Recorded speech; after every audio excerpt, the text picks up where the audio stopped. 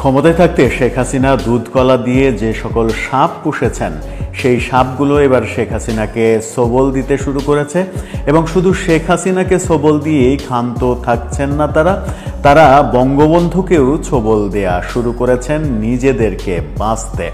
সর্বশেষ গ্রেপ্তার হওয়া প্রধান নির্বাচন কমিশনার অর্থাৎ শেখ হাসিনার আমলের সর্বশেষ যে ভোট, সেই ভোটের প্রধান নির্বাচন কমিশনার যিনি ছিলেন কাজী হাবিবুল আওয়াল, তিনি গ্রেপ্তার হয়েছেন আদালতে। তিনি শেখ হাসিনাকে যেমন দায়ী করেছেন তেমনি বঙ্গবন্ধুকে পর্যন্ত বিতর্কিত করার চেষ্টা করলেন। শেখ হাসিনার কর্মকাণ্ডের জন্য শেখ হাসিনাকে দায়ী করতেই পারেন, সমালোচনা করতেই পারেন, কিন্তু নিজেকে বাঁচাতে তিনি বঙ্গবন্ধুকে নিয়ে পর্যন্ত বাজে মন্তব্য করলেন এবং বঙ্গবন্ধুকে বিতর্কিত করার চেষ্টা করলেন। সেজন্যই প্রথমে বলছিলাম যে শেখ হাসিনা দুধকলা দিয়ে যে সাপগুলো পুষেছেন সেই সাপগুলো এবার ছোবল দিতে শুরু করেছে। ছোবলটা শেখ হাসিনাকে দিলেও হয়তো মানা যেত, কিন্তু যখন বঙ্গবন্ধুকে ছোবল দেওয়ার চেষ্টা করছে তখন বিতর্ক উঠবেই যে এই যে বঙ্গবন্ধুকে ছোবল দেওয়ার গ্রাউন্ড, এই গ্রাউন্ডটা আওয়ামী লীগ সরকার নিজেরাই তৈরি করেছিল কিনা, সেই আলোচনাই করবো এই ভিডিওতে। বলছিলাম সাবেক প্রধান নির্বাচন কমিশনার হাবিবুল আওয়াল, তাকে গ্রেপ্তার করে আদালতে সোপর্দ করা হয়েছে এবং আজকে আদালতে তিনি নিজের দায় স্বীকার করেছেন 2024-এর 7ই জানুয়ারি ডামি ভোট হয়েছিল এবং তার কিছু করার ছিল না, এটা সরকার করিয়েছে এমনটা বলেছেন। এমন কথাও বলেছেন যে কোনো সরকারের আমলে নিরপেক্ষ নির্বাচন, সুষ্ঠু নির্বাচন সম্ভব নয়। সেই কথা বলতে গিয়ে তিনি বঙ্গবন্ধুর 1973 সালের নির্বাচনটাকেও বিতর্কিত বলেছেন এবং বঙ্গবন্ধু ভোট চুরি করেছেন এমন মন্তব্য করেছেন। হাবিবুল আওয়াল শেখ হাসিনাকে, নিজেকে বাঁচাতে শেখ হাসিনাকে বিতর্কিত করতেই পারেন, আক্রমণ করতেই পারেন, দোষারোপ করতেই পারেন, সেটা খুবই স্বাভাবিক। কারণ তিনি বলেছেন যে তিনি করেননি, শেখ হাসিনা করিয়েছেন এই ডামি ভোট। তো তিনি যদি না করতে চান তাহলে তিনি পদত্যাগ করেননি কেন? শেখ হাসিনা যদি তাকে চাপিয়ে দিতে চাইতেন তাহলে তিনি পদত্যাগ করতেন। তিনি পদত্যাগ করে দৃষ্টান্ত স্থাপন করতেন যে সরকার এটা চাইছে না, নির্বাচন কমিশন স্বাধীন যেহেতু স্বাধীন সত্তার উপরে সরকার হস্তক্ষেপ করছে, আমি এটা মানি না, এর প্রতিবাদে আমি পদত্যাগ করলাম। সেটা তো তিনি করেননি। আবার তিনি কি বলছেন সেটা বলার পরে মূল আলোচনায় আসি, চলুন। তিনি বলছেন ক্ষমতার লোভ ভয়ানক। এই মন্তব্য করে তিনি বলেছেন যে বাংলাদেশের কোনো নির্বাচন বিতর্কিত হয়নি।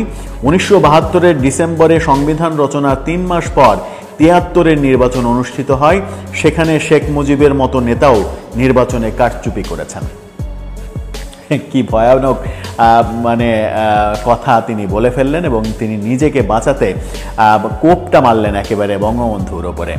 নানাভাবে এই সময়ে আমরা 5 আগস্ট সরকার পতনের পরে শেখ হাসিনা সরকারের বিভিন্ন অনিয়ম, দুর্নীতি নিয়ে বঙ্গবন্ধুকে জড়িয়ে ফেলার প্রচেষ্টা যখন নানা মহলের দেখছি, বিশেষ করে আওয়ামী লীগ এবং শেখ হাসিনার বিরোধী পক্ষের মুখে যখন এগুলো শুনছি, বঙ্গবন্ধুর স্ট্যাচু ভেঙে ফেলা, বঙ্গবন্ধুর বাড়ি গুড়িয়ে দেয়া, বঙ্গবন্ধুর সমস্ত নাম মুছে ফেলা, 15 আগস্ট জাতীয় শোক দিবস বাদ দিয়ে দেয়া, 7ই মার্চের ঐতিহাসিক যে প্রেক্ষাপট সেটা অস্বীকার করা, এরকম নানা কর্মকাণ্ড দেখছি। কিন্তু সেই নানা কর্মকাণ্ড আওয়ামী লীগ বিরোধী যারা, তাদের মুখ থেকে শুনছি। কিন্তু শেখ হাসিনা যাকে দুধ কলা দিয়ে পুষেছেন, তিনি যখন বঙ্গবন্ধুর ওপরে কোপটা মারেন তখন প্রশ্ন জাগে যে শেখ হাসিনা কি সঠিক লোকদের সঠিক জায়গায় এনেছিলেন, কিংবা শেখ হাসিনা সরকারের উপরে যে সমালোচনাটা রয়েছে শুধুমাত্র আওয়ামী লীগের লোকজনকে বিভিন্ন কাজে লাগানো হয়েছে,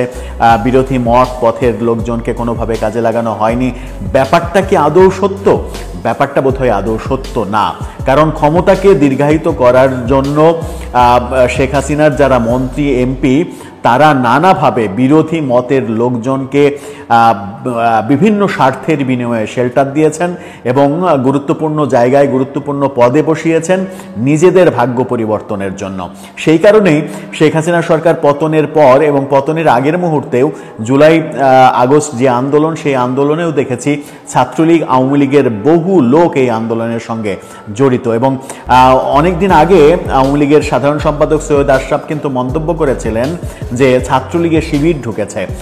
ছাত্রলীগ যে তাদের ভাই লীগ প্রতিষ্ঠিত করতে নানা বিরোধী মতের ছেলেদের মেয়েদের ছাত্রলীগে জায়গা দিয়েছে, সেটা ছাত্রলীগের পরবর্তীতে 5 আগস্ট পরবর্তী সময়ে আমরা একেবারে স্পষ্টভাবে লক্ষ্য করেছি এবং বৈষম্য বিরোধী আন্দোলনের নেতারা পর্যন্তও ছাত্রলীগ এক সময় করতেন। সেই ব্যাপারগুলো একেবারে স্পষ্ট হয়েছে যে ছাত্রলীগ কাদেরকে নিয়ে, ছাত্রলীগের নেতারা নিজেদের স্বার্থে কাদেরকে নিয়ে রাজনীতি করেছেন। এই যে হাবিবুল আওয়ালদের মতো লোকদের, শেখ হাসিনার সমালোচনা একটু পরে করি, হাবিবুল আওয়ালদের মতো লোকদের যেভাবে জায়গায় বসানো হয়েছে, শেখ হাসিনা কি টের পাননি যে হাবিবুল আওয়ালের মতো লোকরা একদিন বঙ্গবন্ধুকে পর্যন্ত নিয়ে বিশ্রী কুশ্রী মন্তব্য করতে ছাড়বে না? এরা সত্যিকার অর্থেই আপনার আদর্শের লোক কিনা, কিংবা মুক্তিযুদ্ধের আদর্শের লোক কিনা, 72-এর সংবিধানের আদর্শের লোক কিনা, বঙ্গবন্ধুর আদর্শের লোক কিনা, এগুলো বিচার বিশ্লেষণ না করেই তাদেরকে জায়গা মতো বসানো হয়েছে বলে আজকে নিজেকে বাঁচাতে বঙ্গবন্ধুর ওপরে ছুরি চালাতেও কিন্তু তারা দ্বিধাবোধ করছে না। এবার আসি শেখ হাসিনার সমালোচনায়। শেখ হাসিনা তার ক্ষমতার সময়ে 14, 18 এবং 24-এর যে নির্বাচন, সেই নির্বাচন যে বিতর্কিত হয়েছে, এটা তো আর বলার অপেক্ষা রাখে না যে এই নির্বাচন গ্রহণযোগ্য হয়নি। 14 সালেই উচিত ছিল, শেখ হাসিনার যারা শুভাকাঙ্ক্ষী তারা বলার চেষ্টা করেন 14 সালেই বিতর্কের মধ্যে না যেয়ে উচিত ছিল একটা নিরপেক্ষ নির্বাচন দেওয়া। তাতে যদি আওয়ামী লীগ ক্ষমতাও হারাতো, তাতে করে যেটা হতো সেটা হচ্ছে যে পরবর্তী নির্বাচনে আবার আওয়ামী লীগ ক্ষমতায় আসতে পারত। আওয়ামী লীগের এরকমভাবে ভরাডুবি হতো না। এমনকি 2018-র নির্বাচনে, যে নির্বাচনে অবশেষে বিএনপি সহ বিভিন্ন দল অংশগ্রহণ করলো, সেই নির্বাচনটাকে বিতর্কিত না করে সেই নির্বাচনে যদি একটা নিরপেক্ষতা রাখা হতো, তাহলে সেই নির্বাচনের ফলাফল নিয়ে এত বিতর্ক হতো না এবং আওয়ামী লীগের এই গত 5 আগস্ট পতনের ফলে যে সর্বনাশ হয়েছে, আওয়ামী লীগের অস্তিত্ব নিয়ে টানাপোড়ান শুরু হয়েছে, সেরকম অবস্থা হতো না। আবার এই যে হাবিবুল আওয়ালের মতো এই লোকদের বসিয়েছেন, যিনি আজকে আদালতে তিনি বললেন যে ডামি নির্বাচন হয়েছে, কিন্তু এখানে আমার কিছু করার ছিল না, এটা শেখ হাসিনার সরকার করিয়েছে, আমি এটা করিনি। এবং তার বিরুদ্ধে যে টাকা লেনদেন, নির্বাচনের দায়িত্বে যারা থেকেছেন তাদেরকে এর আগে 2000, 5000 টাকা দেয়া হতো, কিন্তু এবার 4 লাখ, 5 লাখ টাকা পর্যন্ত দেয়া হয়েছে। এই অভিযোগ বলেছেন যে এইসব টাকা আমি লেনদেন করিনি, আমি এগুলো জানি না। কিন্তু একটা ব্যাপার তো পরিষ্কার, সেটা হচ্ছে যে ডামি নির্বাচন কি নির্বাচন সেই প্রসঙ্গ আলাদা।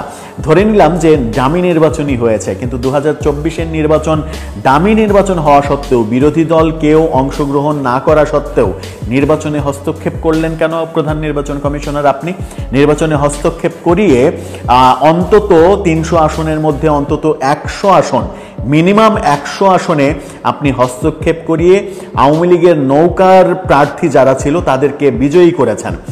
এটা দিনের আলোর মতো স্পষ্ট।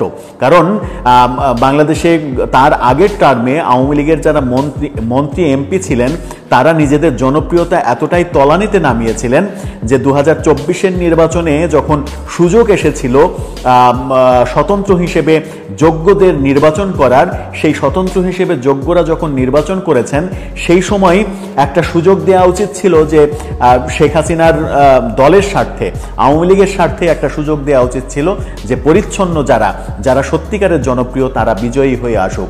কিন্তু আওয়ামী লীগের মন্ত্রী এমপিরা কি সেটা হতে দিয়েছে? শত শত কোটি টাকার বিনিময়ে নির্বাচনে যারা কাজ কাম করছে, ডিসি থেকে শুরু করে নির্বাচনের কর্মকর্তাদের কিনে নিয়ে প্রধান নির্বাচন কমিশনারের যোগ সাজসে নৌকার বিজয় নিশ্চিত করেছে, তারা স্বতন্ত্র প্রার্থীকে হারিয়েছে।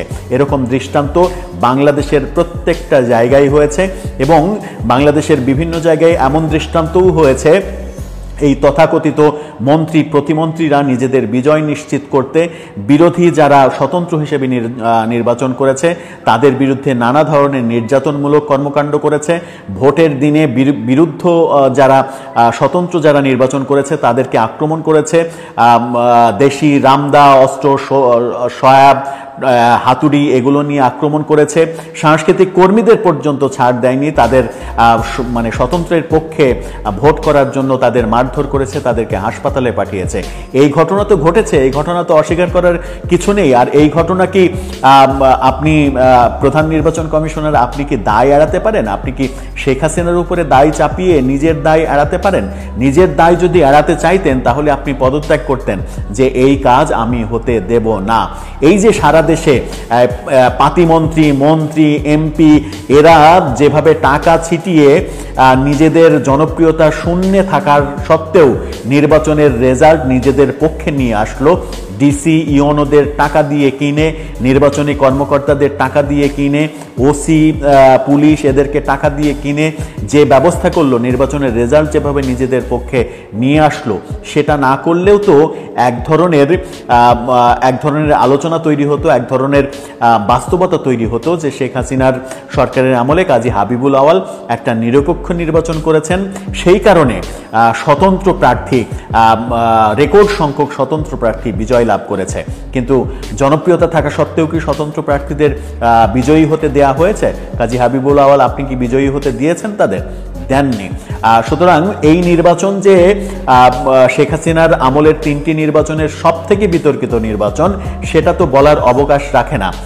সেই প্রশ্নের উত্তর একটা বড় প্রসঙ্গ। আদালতে অনেক কিছুই হয়েছে, আদালতে তার 10 দিনের রিমান্ড চাওয়া হয়েছে, আদালত তার 3 দিনের রিমান্ড দিয়েছেন, তাকে অনেক প্রশ্ন করা হয়েছে।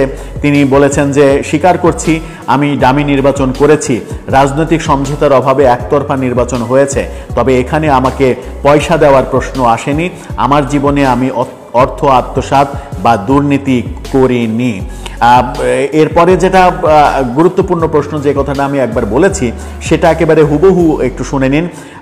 আদালত বলেছেন সাধারণ নির্বাচনী কর্মকর্তাদের 20-25 হাজার টাকা করে ভাতা দেয়া হতো, কিন্তু এই নির্বাচনে 4-5 লাখ টাকা করে দেয়া হয়, এমনটি হওয়ার কারণ কি? এই প্রশ্নের জবাবে নিজের দায় এড়িয়ে যান কাজী হাবিবুল আওয়াল।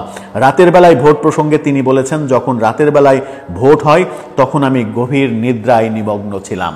অর্থাৎ রাতের বেলায় যখন ভোট হয়েছে তখন তিনি ঘুমাচ্ছিলেন, তখন তিনি এই দৃশ্যগুলো দেখেননি।